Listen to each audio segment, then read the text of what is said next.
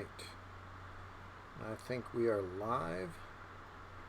Hopefully everyone can hear me. Hey guys, Mike from Eridani Studios. I'm trying to do something. Sarah's been posting daily happies on Eridani to keep everyone's mind off all the madness that's going on, and I thought I would do something to share with you, sort of the same thing. Something a little bit fun. As you can imagine, at Eridani, we're all a bunch of dorks, so we play a bunch of tabletop role-playing games, and today, as my moment of happiness, I'm going to paint this. This is a 3D sculpture that one of our employees, Brian Halsey, sculpted of a drawing of mine that came out in a SagaBorn adventure that I just kickstarted. And I just figured, if I'm going to paint it, and it has a bunch of different things that came from Eridani, drawn by me, sculpted by Brian, 3D printed by Eridani, I would just share it with you guys. So, and also maybe you can see how I paint stuff, and maybe even tell me how you paint your stuff if I'm doing it wrong. Of course, it doesn't really matter. As long as you end up with a cool mini, that's all that matters, right? Alright, so might be a little bit jerky. Everyone close your eyes so no one gets seasick. Alright. We got, just move that over there. Got my palette here, so I've already primed them gray, and I glued on some little rocks on there to give it some texture. I want this to look like a dungeon. They're going to be a fleshy color, and so I figure a nice gray tone on the bottom would be really nice. So start out with that, and then we'll add some details later on. When I paint, I always paint from back forward. So we're going to look at the inside of these mouths. I imagine that they're going to be very red in there, so I'm going to find a nice dark red. I use Reaper brand miniature paints. I really like they have them in little tubes, so that way I don't feel like I'm ever wasting any, because you use such a little amount, it's never out drying. I just put a little drop out. All of Eridani is always concerned about how we can save a little bit of waste, so saving some more paint from having to be shipped out. So just a little bit goes a long way.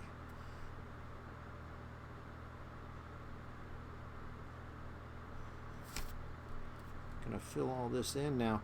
I'm also I'm not a perfect miniature painter. I fall in the category of good enough for my table, because I often have to paint running a lot of games.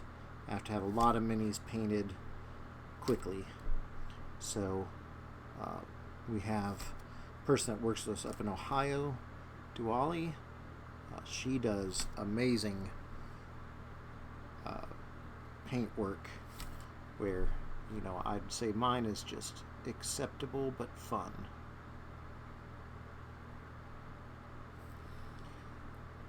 You can see here, sort of painting in all the mouths, which there's a lot of them. This is, of course, sort of based on the D&D creature, the Gibbering mouther. Of course, I never liked that name, and so get to rename it when you write your own role-playing game, write your own world. You can just change things to whatever. So I guess somehow Gibbering horror to me sounds cooler.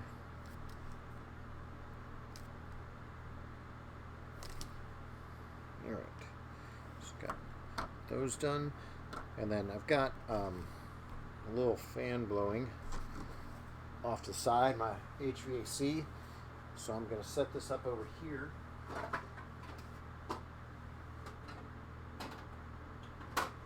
And that way, I grabbed the wrong one.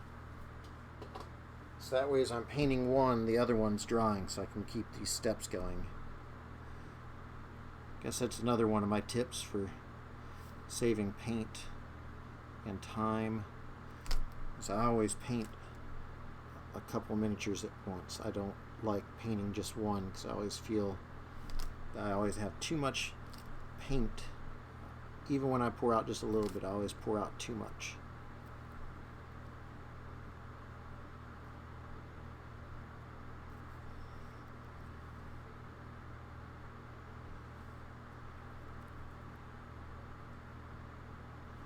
Plus, if you paint two at a time, all the things you learned on the first paint one you get to apply to the second one, like where all the little nooks and crannies that you want to clean are.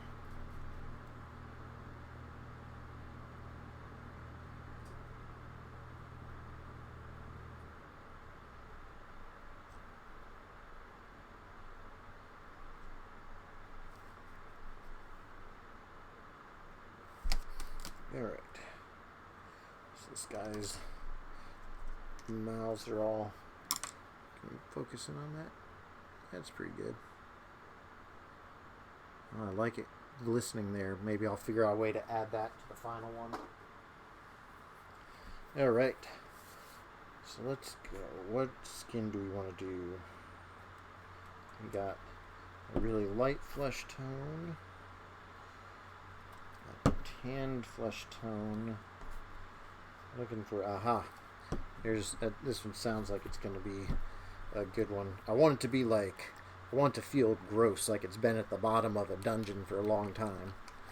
You know, I might put gloss over this whole thing, so I'm going to use maiden flesh. I'm not sure if this is exactly the sort of mini that they were hoping to have painted with maiden flesh. But that's what I'm going to use. I switch to a bigger brush for this.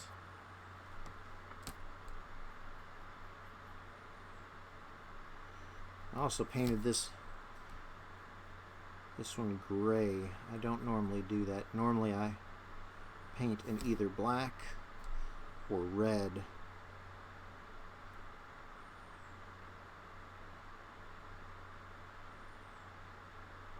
But I just grabbed gray with this one, so I might have to do some more coats on it to keep it from being too cold. Of course, at the same time, maybe that'll work with this guy.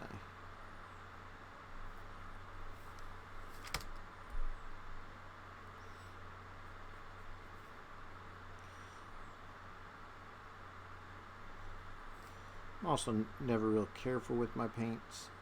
I always... These first ones, it's more important to make sure it gets a good coverage rather than staying perfect. Feels sort of like a oil painting. Like if you get some overbleed, it's going to bring it all together and you'll clean it up in the detail stage.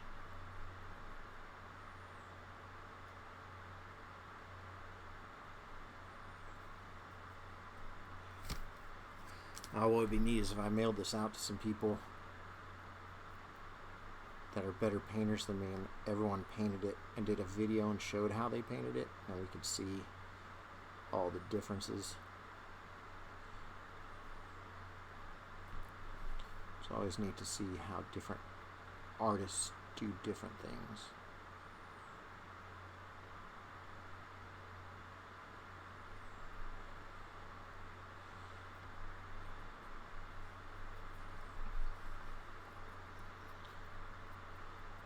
One thing that can help with miniatures, I've got a pretty steady hand, but my friend Sasha couldn't ever paint details because his hand shook from, I think, a motorcycle accident, and he always told me, I can't paint, like, my hands shake. And I was like, well, just get in there and try it. And then what I realized is when we paint oil paintings, to steady our hands, we use what we call a maul stick. So it would be like almost like this, where you put this down and then you rest your hand on it And so then you're not holding your hand up trying to paint.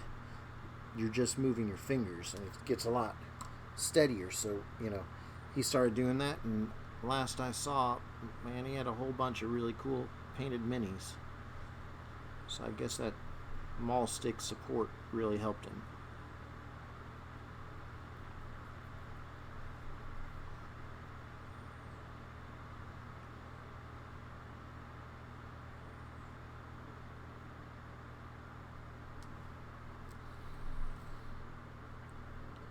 Notice it's not the normal thing for Eridani. It's not me making elf ears or anything, but it's a weird world right now. Let's all find some joy in something different and share all the positive.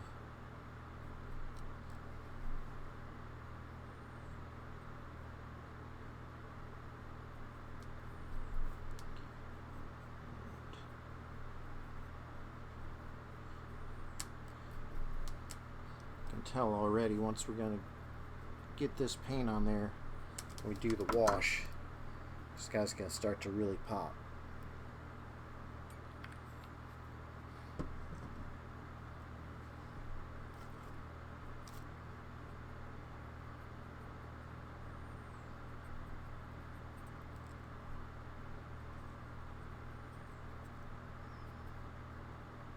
Oops. Well, said you can always clean up later. Oh, that's cool. Smeared out some of the red from the mouth, gave some pink overtones in places. What was it Bob Ross said? Happy mistakes. Alright, so there we go. Got, well, it looks almost white on camera, but I promise that there's some flesh tones in there.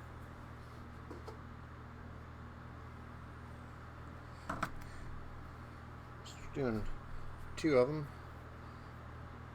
Let's try out some other stuff. We'll also toss in some of this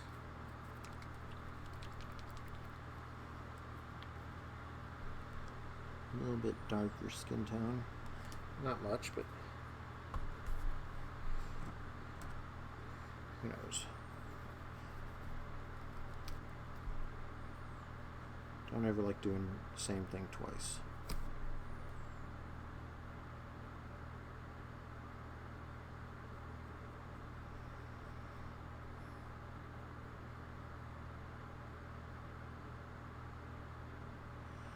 Sure, other miniature painters use tons of different brushes, and you shouldn't just use a flat brush to paint it all, but I find I can use the edge to get into tight places, use the broad side to paint the big stuff, so then just overall it means I just have to hold on to one brush, especially with miniature paints. Like, this stuff dries so quickly, so you gotta put your brush right in the water. And if you do that, then I always do this, I'll pull the brush out and it's soaked, and I forget that it's soaked, and I dip it in my paint, and all of a sudden my paint's all washy and doesn't have correct coverage. So the nice thing about Reaper paints that I've found is it's not too thick, it goes on thin, and most of the time you get everything done in one coat. I mean, for the base. There's a couple colors out there that are notorious. Red for being transparent, or what we're doing here, like a flesh tone over a gray. It's going to take a lot to get that gray color feeling warm.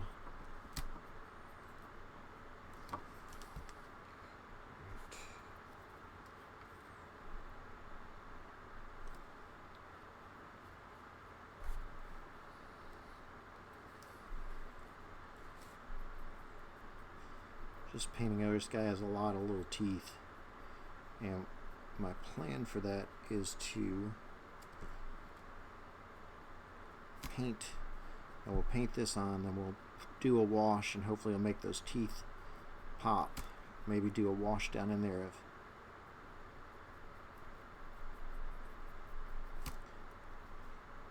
like a red, so that way it looks like gums and tongues and stuff.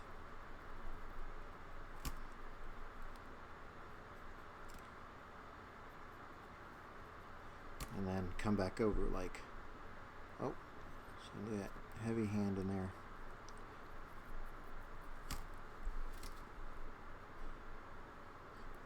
Hey, Kirk.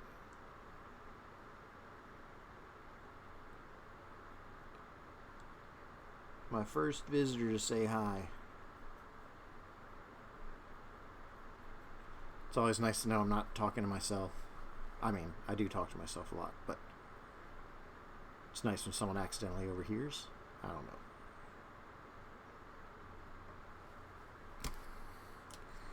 know. Alright, so got the red in the mouth and the light flesh all the way around.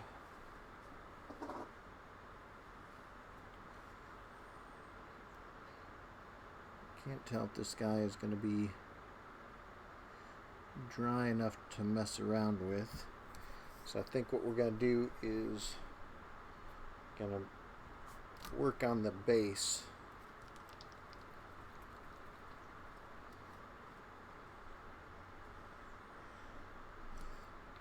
Just add in some shadows.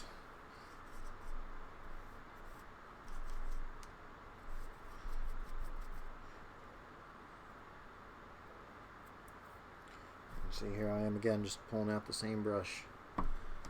Guess I play favorites with my brush. I don't mind if this is a little wet, because I'm just sort of going in here and let's see if I can get for the camera, like cleaning up that base edge around under the tentacles, trying to make it all like the same gray. So it's a little messed up down there. You just cover it right up.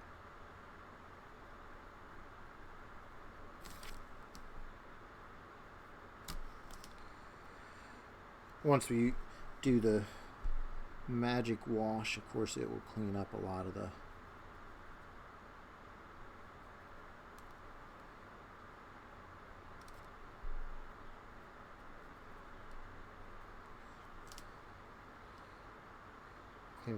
my mistakes. So just add a little bit of gray to the bottom.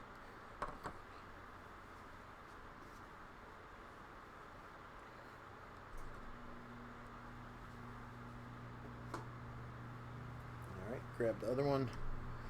I think the hardest part's going to be the wash on this. I don't know how we're going to do a wash on a live video because it's going to take a little bit to dry. Maybe I can go see if there's another mini.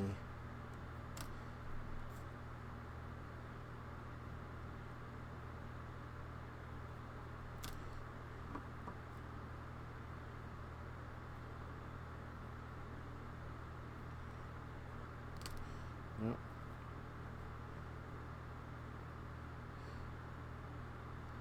Splashed some up on the arm there. Fix that. Well, Kirk, so you asked if Aerodoni's shut down right now. We're not shut down. We're still shipping orders, but we have divided up so that way, I mean, we don't have any shows right now. All of our Ren fairs for spring have shut down. Summer's uncertain, and so we still have online orders going. My sister's in the office fulfilling those and shipping them out all over the place. I am here. I've been doing art and trimming ears. My brother has been at his house patching ears. So we're all still doing, well, the core team's still doing Aerodoni. Sadly, our workers had to be furloughed a bit until we know what's going on with shows, which is not anything we want to do. All right. So now I'm going to move on to my wash. I like to use Army Painter Quick Shade. I'm going to do the flesh wash on that. The one that I use the most often is Strong Tone, but I think that would make it too dirty looking, make it brown. So let's see what this flesh wash does.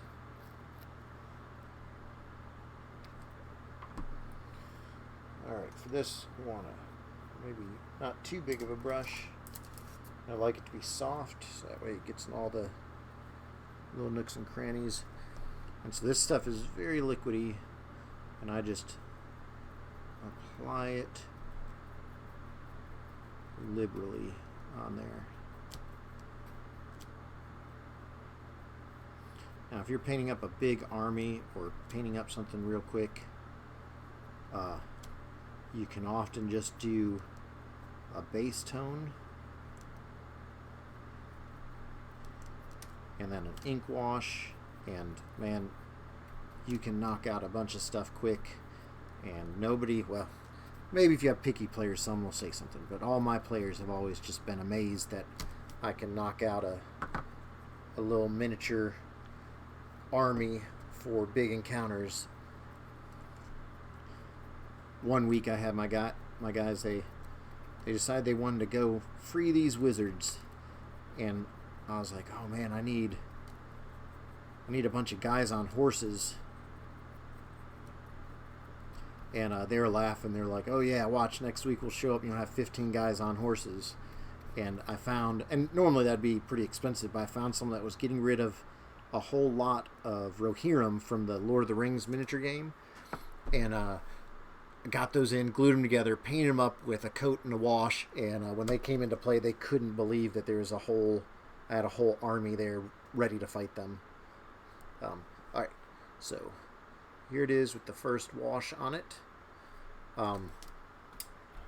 These are Strong Tone Quick Shade. I'm pretty sure it's an ink wash. Does it say on here? Yeah, it says ink in the little splat there.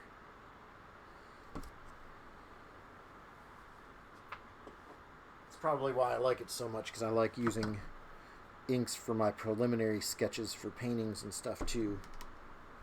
I like the way ink moves, and I like the permanence.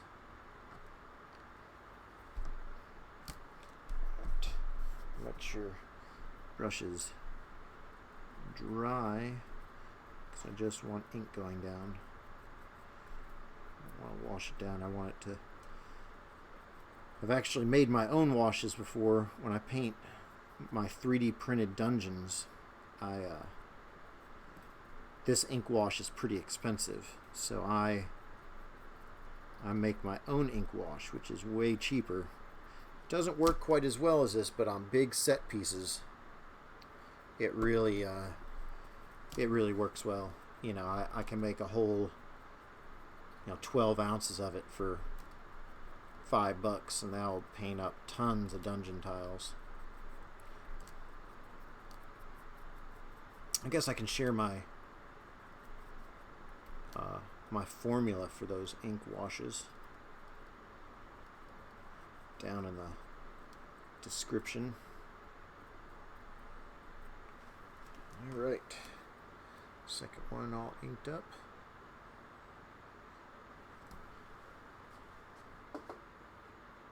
Oh, I wonder if it would go faster if I put this out in the sun.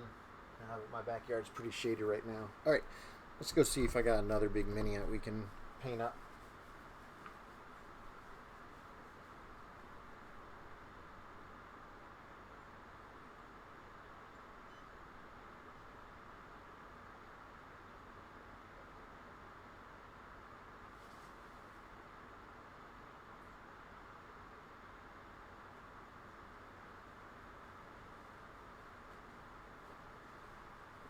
Alright, I found a little miniature we can work on.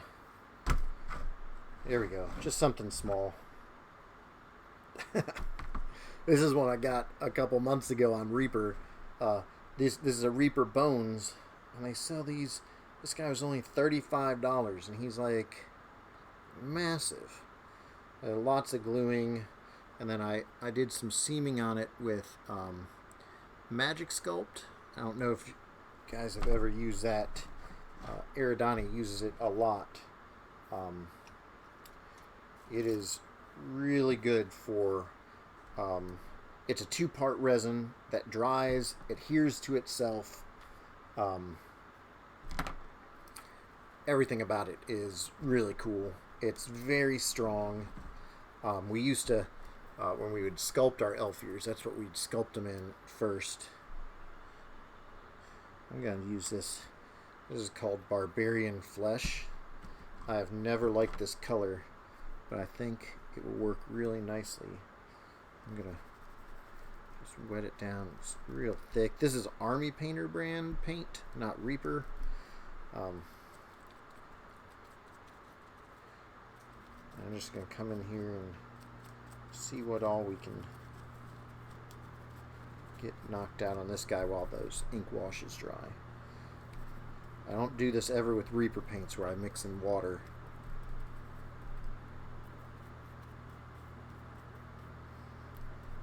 Now I'm mixing in too much. So here's the thing with these bones that I've learned. The bones miniatures, the flexible stuff, is they say that with Reaper paints you don't have to use a primer.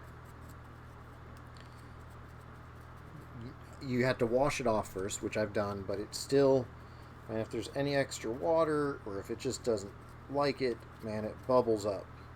But then if you do say, oh hey, well I'm gonna prime this, and then you prime it, well, I did this beautiful paint job on this creature, and then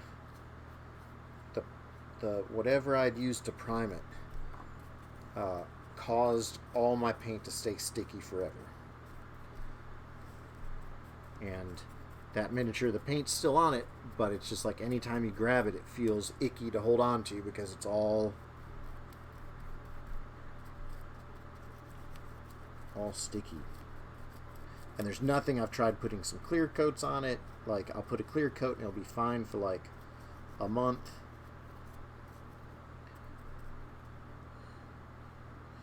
Oh man, this guy has a whole bunch of eyeballs too. So I guess I have a theme today.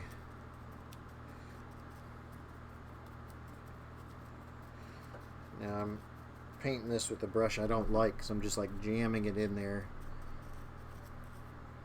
You go through brushes pretty quickly when you treat them like this.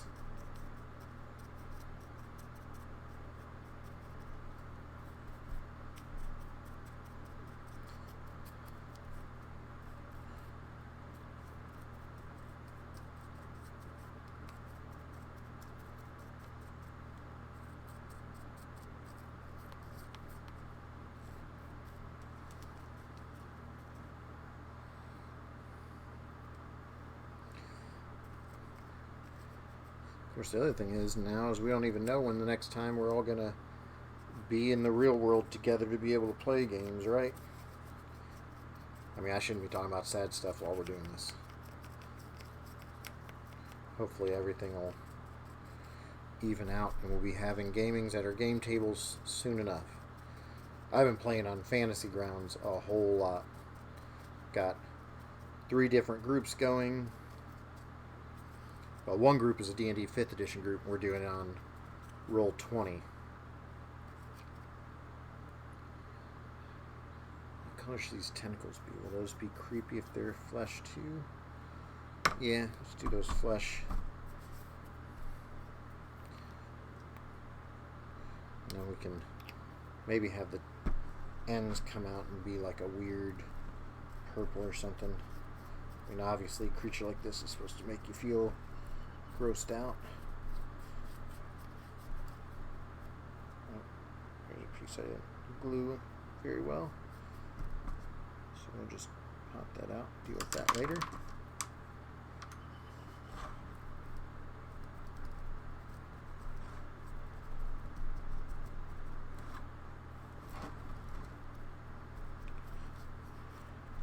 Better to find a loose piece now than later on.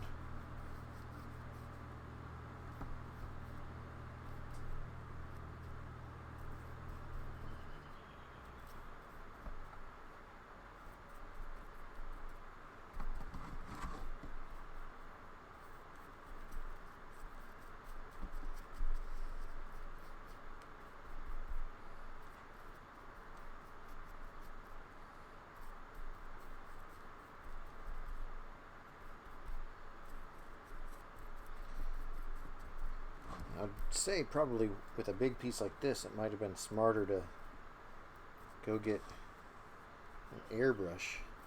Probably get a nice quick coat of paint on him, like if I'm doing a bunch of flesh.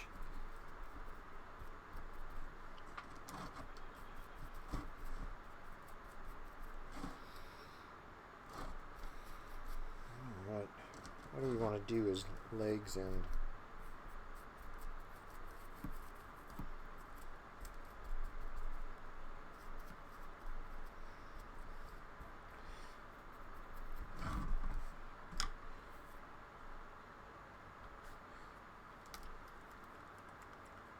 oh, where's that? Yep, right there.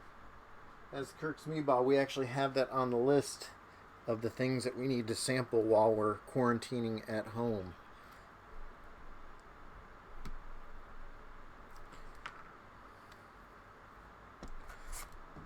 There we go. Sometimes these bottles get stuffed. A little needle clean off the top.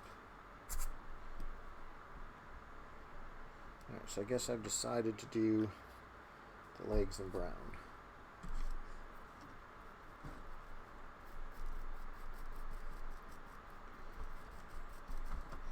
Oh yeah, in case anyone's wondering, am I painting in a bar? This is my house. I have had a bar of some sort in my house since college. It's my at-home studio. It's my relaxation place.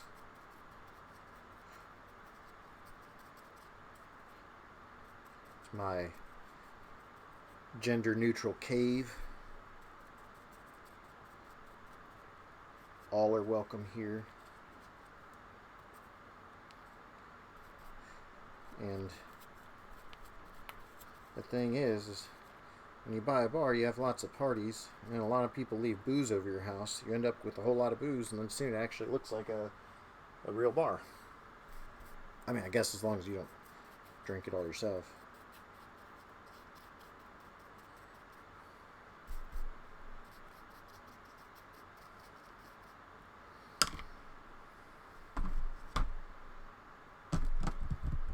Where did I put that brown at?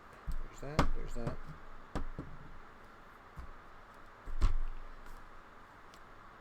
Alright, now I'm showing you guys the real bane of artists. It's the fact that we are all forgetful. You guys are probably at home and see it and are laughing your butts off that I have somehow lost this little bottle just standing here. Oh, okay. Whatever. I'll just go to a different one.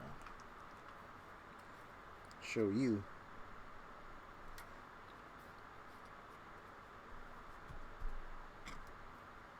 Oh, there it is. Put it in the wrong, my little case over here. I put it in the wrong spot. Well, we're gonna need a lot of brown anyways. All right.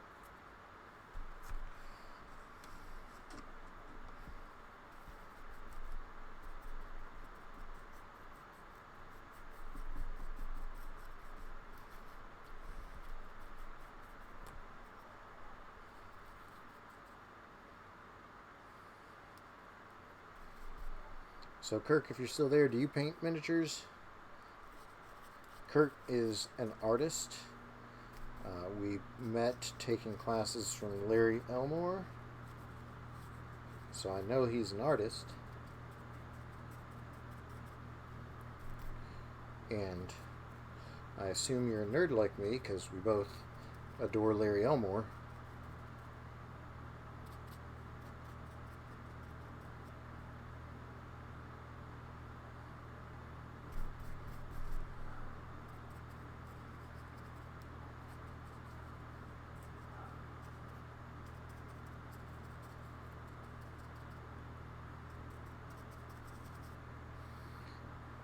Alright, this guy is going to take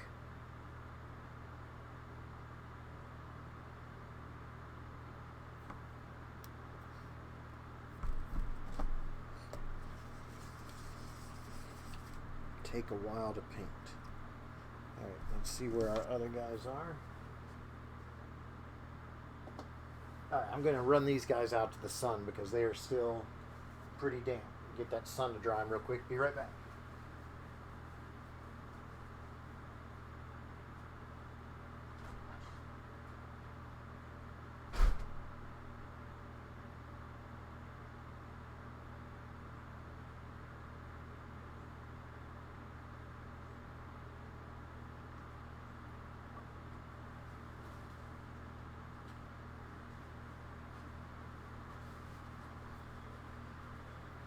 Alright, I caught the last little patch of light coming through the trees. So I'm going to go back. I've been using a lot of the same paints today. Going to do these tips in the same purple that I did the mouth on. And this is Crimson Red from Reaper. I think that comes in their base set.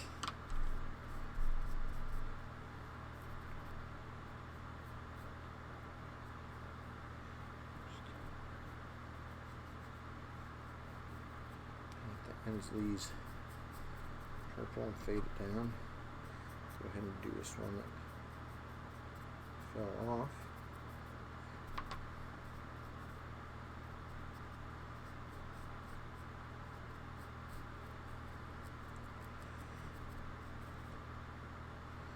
Main thing with this, I want to, on that first coat, make sure it gets down to all the crevices.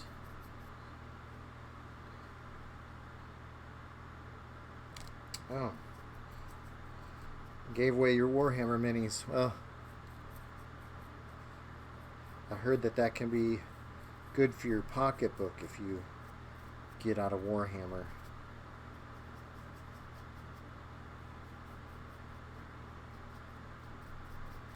Last miniatures game I was real big into was X-Wing miniatures, and then they changed the format and it started getting really competitive, and I don't know. I'm not a very competitive person, so the minute it got competitive, I was out. So I don't know how well I'll do at Warhammer. I've seen those dudes talk about playing games. That seems a little over the top for me.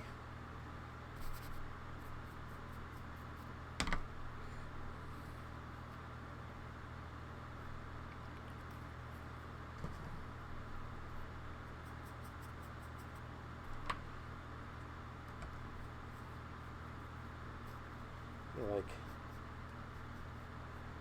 this guy's gonna need some weird color somewhere. Like, maybe I'll make his beak blue. I like to do the same thing with my miniatures that I do with my paintings. I had a teacher once who, he came up and he said, oh, this is when I was first learning to paint in oil. He said, oh, I really like this. It's like, you know, it looks good. Colors are pretty good, but you need to make it interesting. I was like, how do you make it interesting? And he picked up a brush, dabbed it in a teal green, and smeared it all over my painting. And he said, all right, now fix that. I was pissed. But I'd say that was probably the best lesson he did for me, because man, when I'm looking at a painting and like someone's got, like, let's say someone's wearing a blue cloak and like the shadows are dark blue and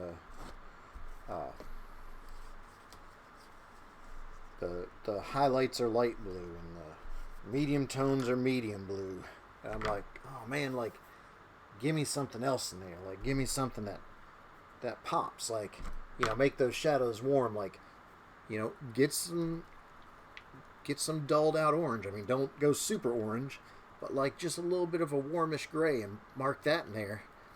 That's really gonna make that shadow pop. And then if you do a warm shadow, then come out and do a cool highlight, and all of a sudden you got some depth, and it's not just a blue cloak, it's a blue cloak with light playing off of it. Alright, so we got, God, I'm not good at aiming at the camera first time. So we got some red, some tentacles. I know that this is real sloppy paint. We're just killing time here. But now I'm going to go in just, as that teacher said, let's mess it up and then we'll fix it.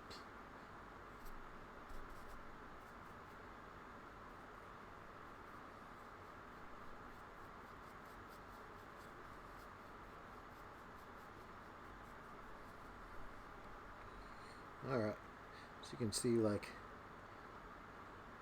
just that, all of a sudden, that miniature just has a little bit more to them.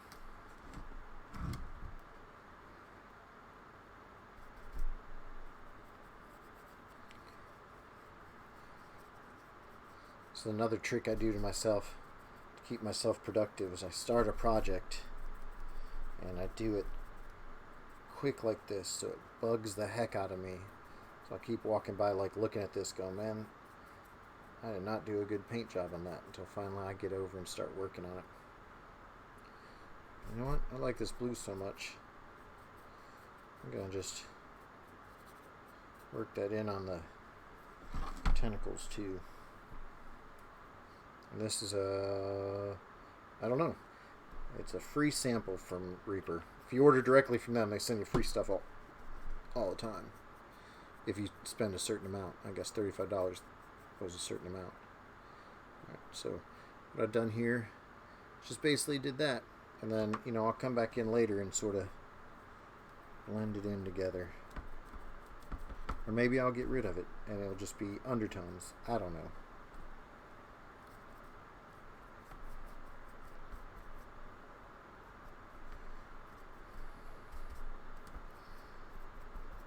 The game I'm playing with Sam, just Sam Flegel from Fateful Signs, and One Fantastic Week. He painted up a whole bunch of minis for our campaign, and then the quarantine happened. Oh, here's another loose one. Apparently I need to pay more attention when I'm gluing on 30 different tentacles. But he painted up all these miniatures, and then we got quarantined, so now we can't play with them. And so for roll 20, he's taken pictures of a couple of them, and then he made tokens out of the pictures of the minis he painted, which I think is a pretty fun idea. I just did that today for one of my games. I was like, well, I don't want to draw gnolls. I already did some miniatures of them, so I just grabbed the miniatures and just do some blue on the end of the tail too.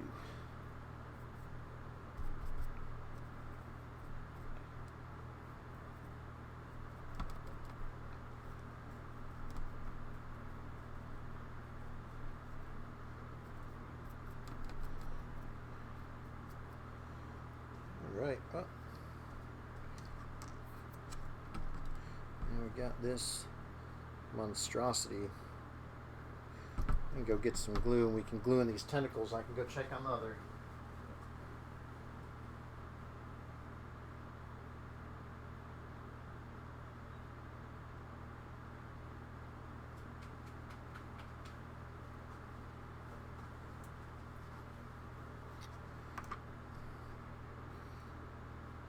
Luckily, Reaper knows us miniature makers, and they made each of these tentacles has a different key in the end, so that way you know it only fits in one place, which is good because there's a lot of places.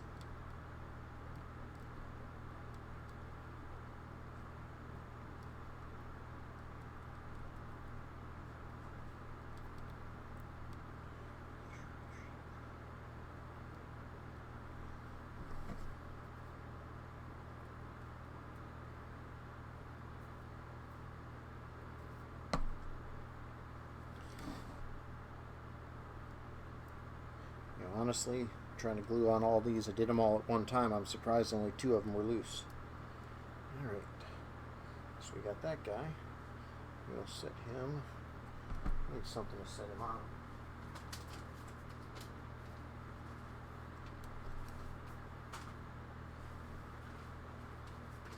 Alright, now I'm going to go check on the other ones. Be right back.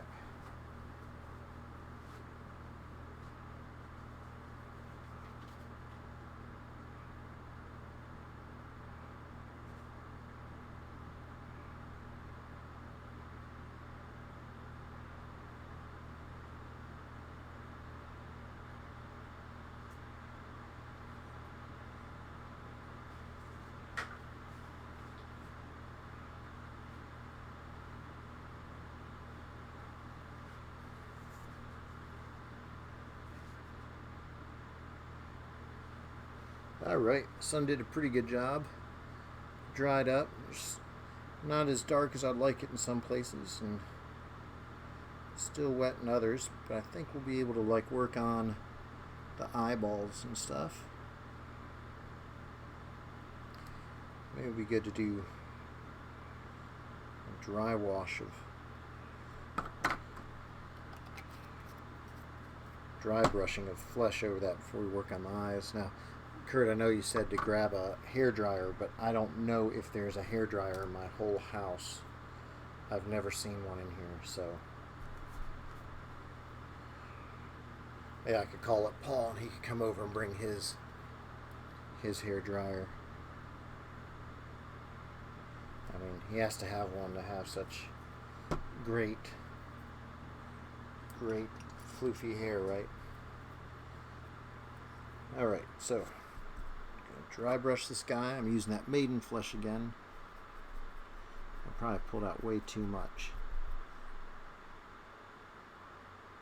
Just going to try to get some highlights on those ridges.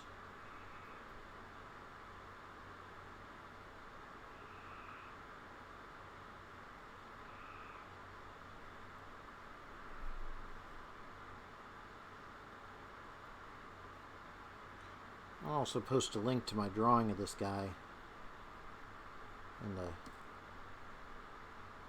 description when this is all done. I'm never organized enough to get everything in the description before we start. Are you supposed to do that when you stream? I don't know. I'm not very good at the streaming part.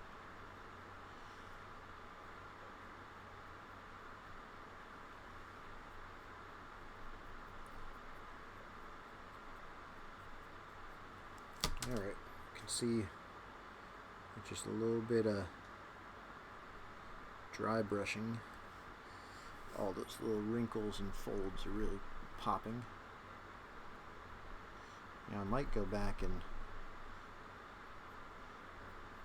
make it real dark red in the mouths, so that way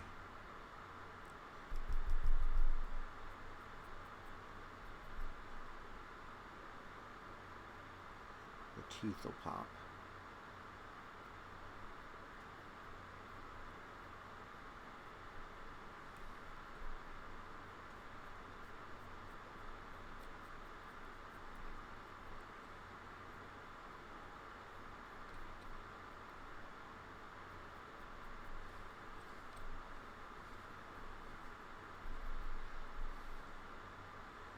Try to do some pupils in these eyes. I don't know if that'll make it look comical or not. My drawings, I enjoy drawing without pupils, but I want to break myself from that habit. And every creature just looks dead if it's just got white eyes, no matter how cool that looks.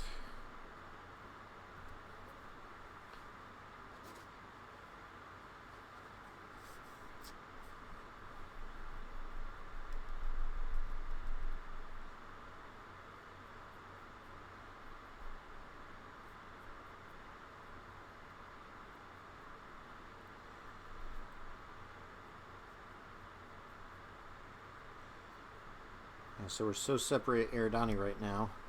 Brian finished 3D sculpting this, and then I woke up to a text that was like, "Hey man, I left something in your mailbox for you," and he swung by and dropped it off in the mailbox. Sure is weird having all of our interactions just become digital, but I'm lucky I got a bunch of tech-savvy friends, and we've been playing a lot of video games together, or just having Zoom hangouts and playing games that way.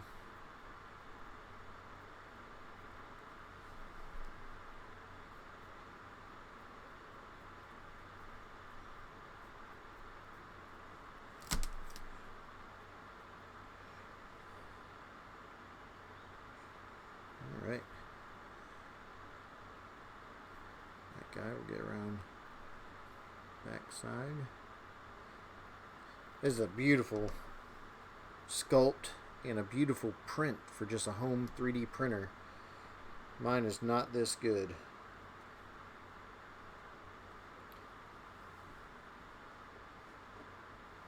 Alright.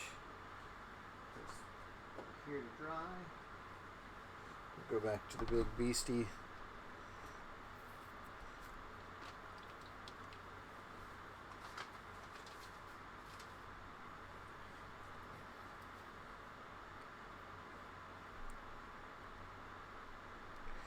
Eridanicon was a lot of fun. I'm glad we did it. We're Kirk, this is something you'd be definitely interested in. Todd Lockwood liked the art bar part of Eridanicon so much he wants to do it again, and so Paul and I have talked about starting to do it either, bi-monthly or every month, where we just have an art bar with artists that hang out, and we'll pay attention to the chat and talk to people in the chat. And now I told everyone that we would have to have a disclaimer, because when artists start drinking, we get pretty crazy and get a little political and a little heated and a little emotional and a little happy. And so you'll just have to understand, if you come and watch the art bar stream, it's just gonna be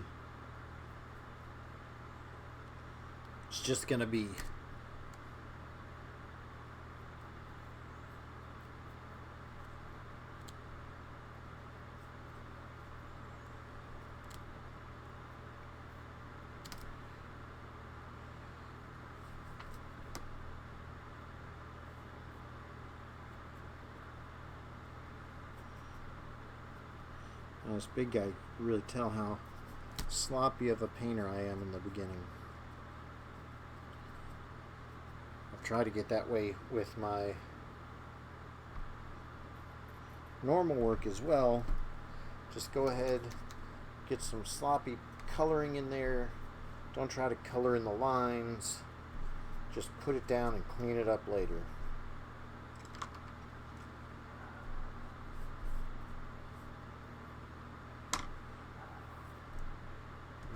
Do some gray tone on the bottom here, and then I can probably start working on those guys' eyeballs.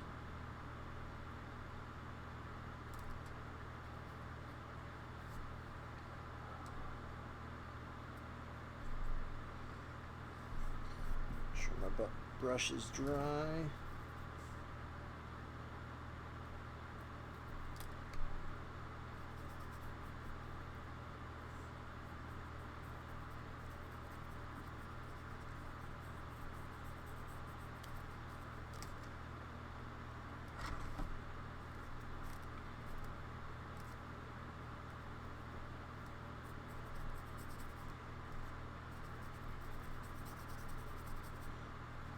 Don't mind that much if it splashes up on the other parts.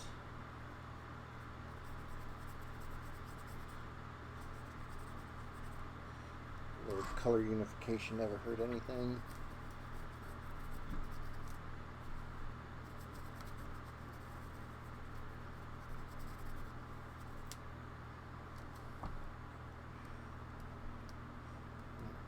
Should be careful how I hold them, seeing I just glued some parts back on.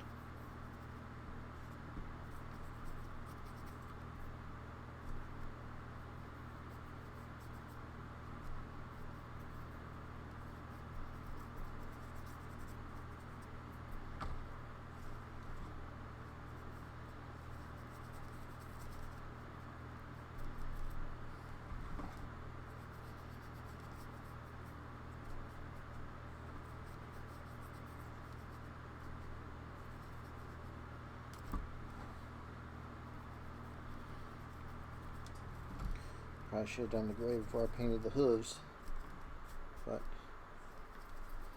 can't have everything planned out, especially when you weren't even planning on painting this many today.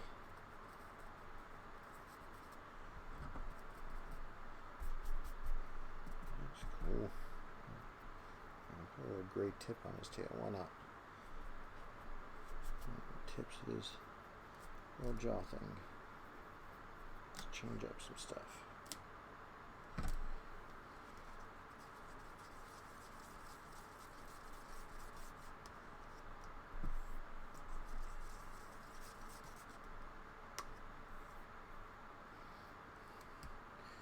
Alright, so he's looking a little wild now.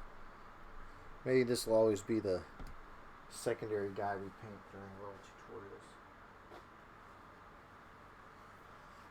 Alright, so what do we want to do next with this?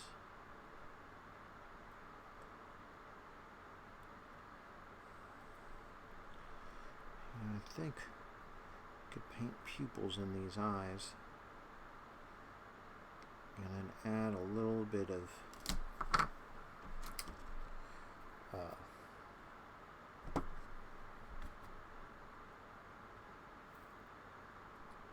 need my black. Where did I put my black? Man, I'm putting everything in the wrong place. I think I'll paint the pupils and we'll do a little bit of ink wash in there to give some depth. And I won't do the flesh wash.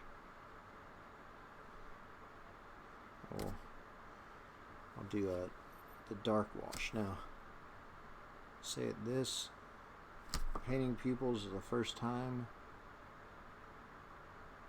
This just happened recently, where all of a sudden I couldn't concentrate. No matter how much I tried, my eyes couldn't focus and see where I was painting. And then I knew for sure that I was in my 40s, because now I can't see my miniatures. Guess I need to go talk to the doctor about getting miniature painting glasses. I don't know if you'll be able to see these. Which side? This side. Oh yeah, you can. You see, I'm just giving little eyes in there, little pupils and all the little eyeballs.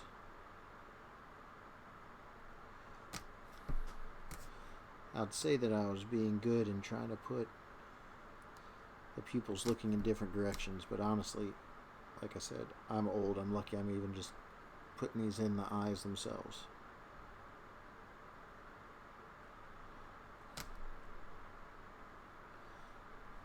An eyeball.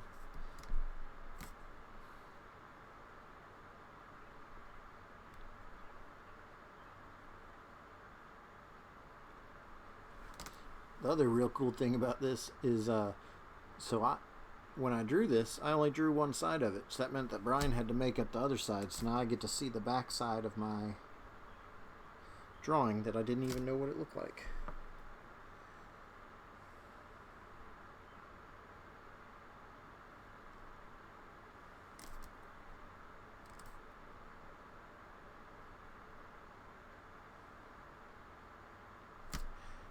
There's a real little one. Alright, so let's get focus on that. There you go.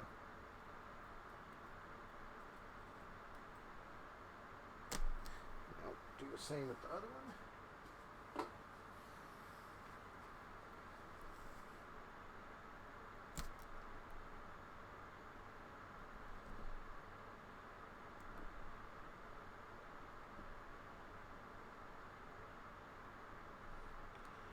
One thing I don't like doing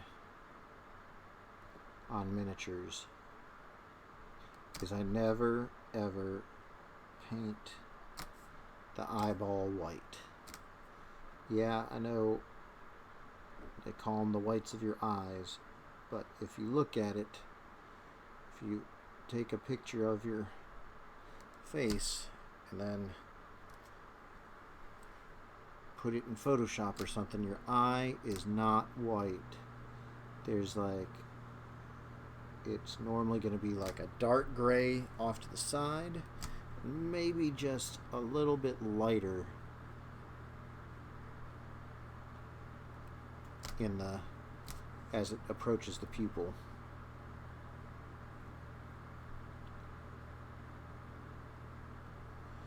And so I do the same with the miniatures. If I see someone paint a miniature with a bright white eyeball, I'm like, that's just doesn't look real.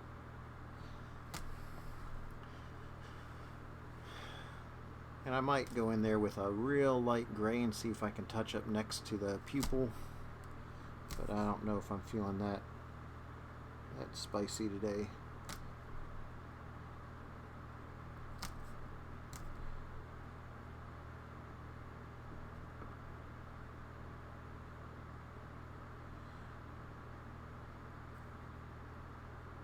I mean, it would be nice to get something in there. Of course, if I was doing that, I should have done that first and then done the black, but hey, I'm not perfect.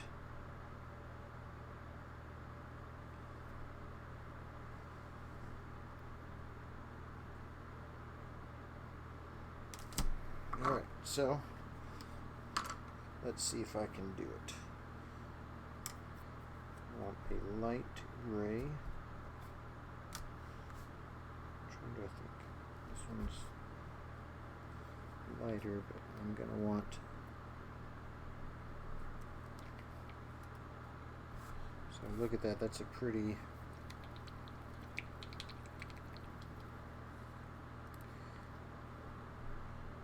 dark gray.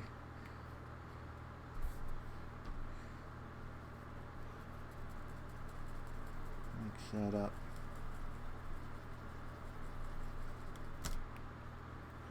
See what that looks like.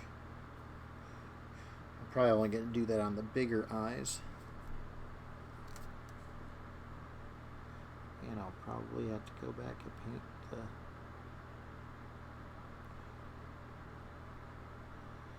pupils afterwards.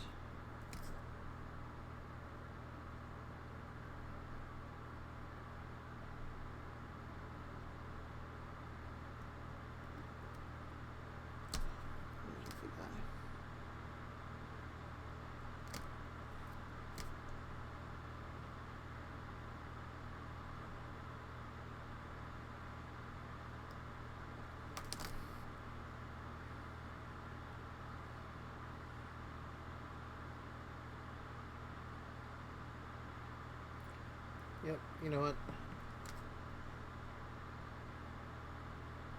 Know when you did wrong. I'm just going to paint on these big guys. Just paint the gray over the pupil. That didn't take too long. We can do it again.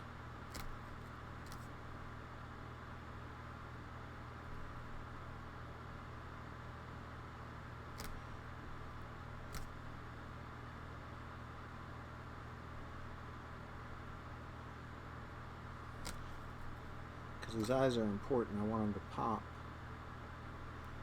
And so they don't need to look like flesh. They need to look like they're their own thing.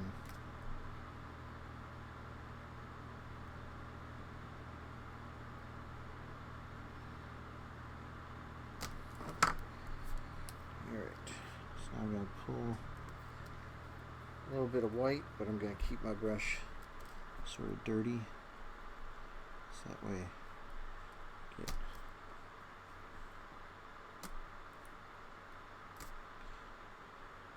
nice light gray. Now I'm just hitting the middle of that eyeball, so it'll be like a dark gray with a little light gray highlight. And it'll probably just peek out. Let's see if you can. Come on, focus.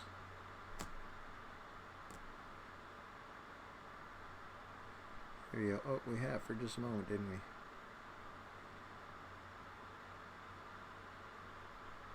Yep, so just gray with a little bit of highlight.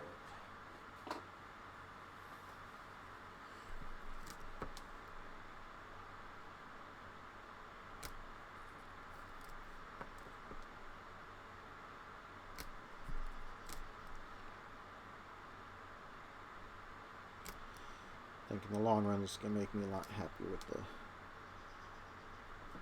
eyeballs.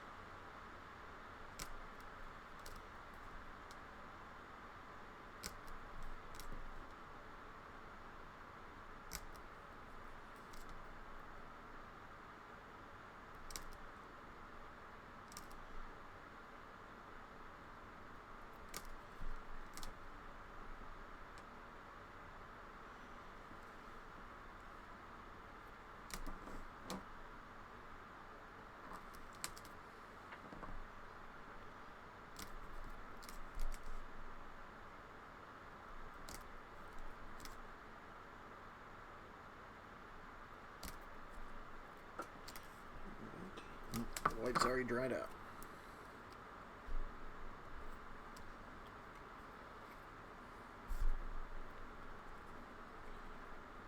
Get that gray in there. A little bit lighter. There we go. When you get that perfect amount, it's almost like it's glowing from the inside.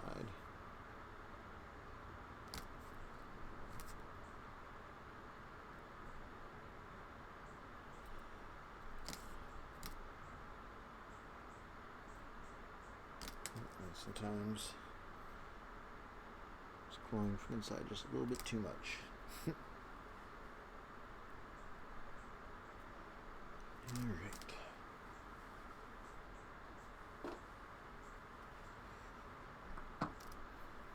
Now we'll go back and do those pupils.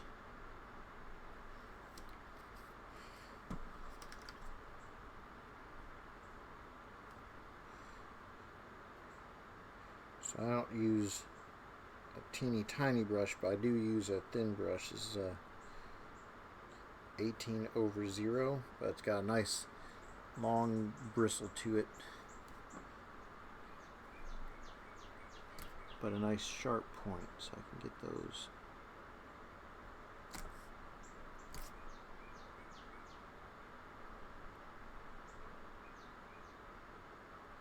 Those pupils just right.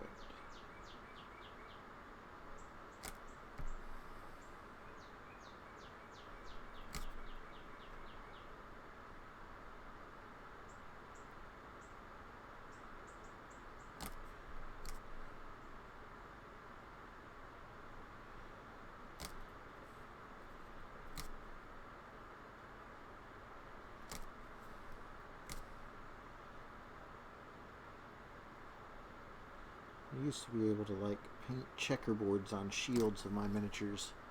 I don't think I'd be able to do that anymore. But I guess I can still feel when that brush hits.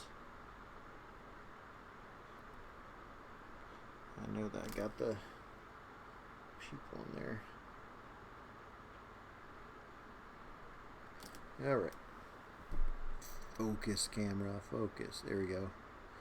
So now we got some nice eyeballs in there. Round back.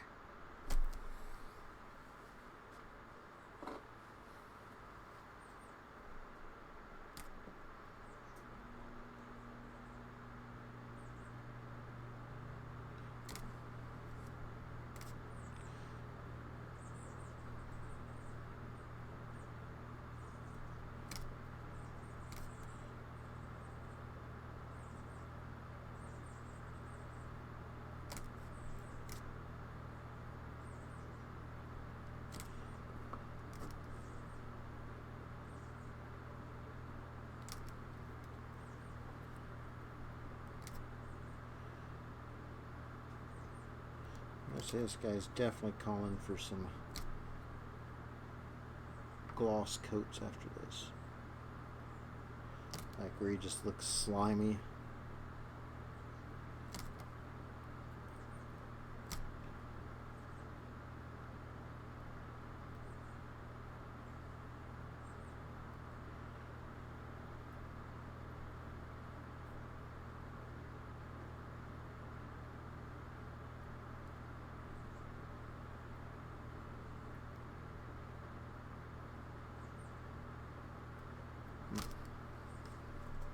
I like the placement of one pupil.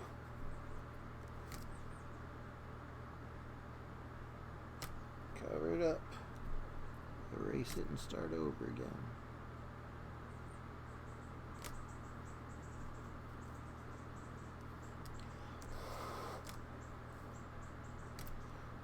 Sure that tip's not wet, so that way the pupil doesn't spread. There we go. That's better.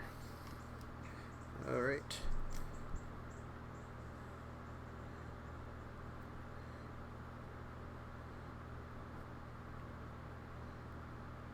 So next we're gonna probably do the teeth. And then it's gonna be almost 6 o'clock and I'm gonna have to go because I'm gonna have to start cooking dinner.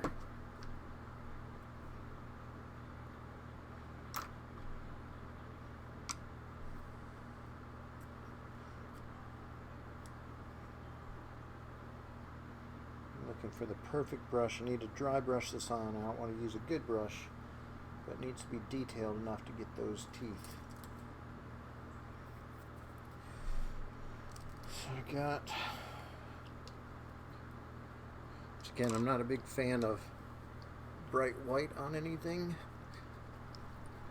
so I've got this aged bone, which I think will be good for this thing's teeth. We don't want pretty teeth, that's for sure.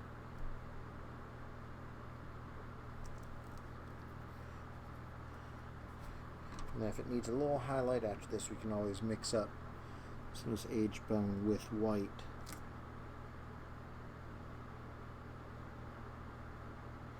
I'm just sort of touching the ridges.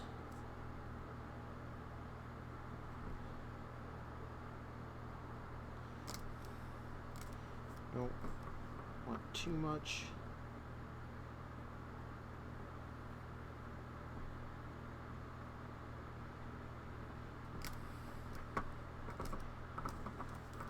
It needs to look like teeth, individual teeth, not one big glob of paint.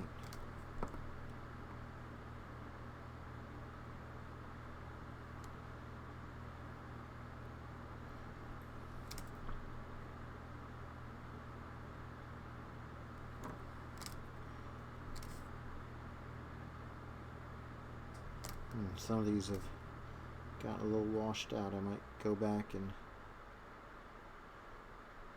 hit them up with some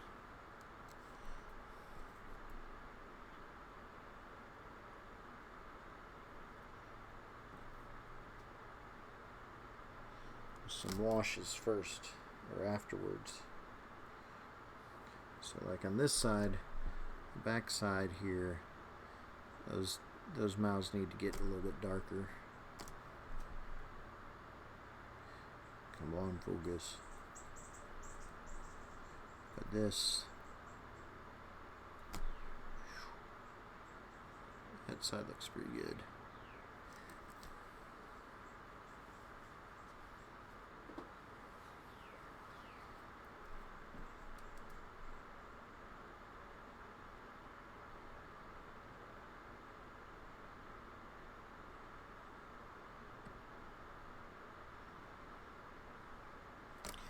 Brian's such a perfectionist, he even added this big mouth has 2 rows of teeth, and he got them both in there.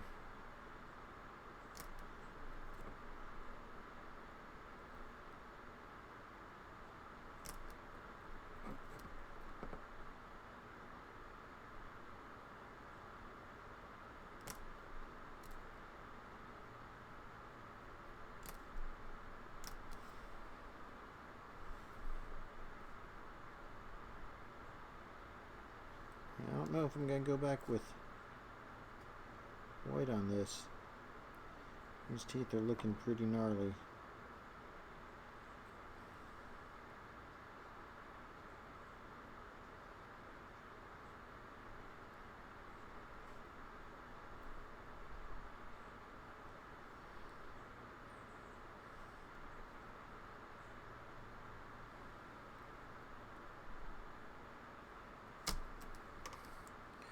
Alright, and here's this guy.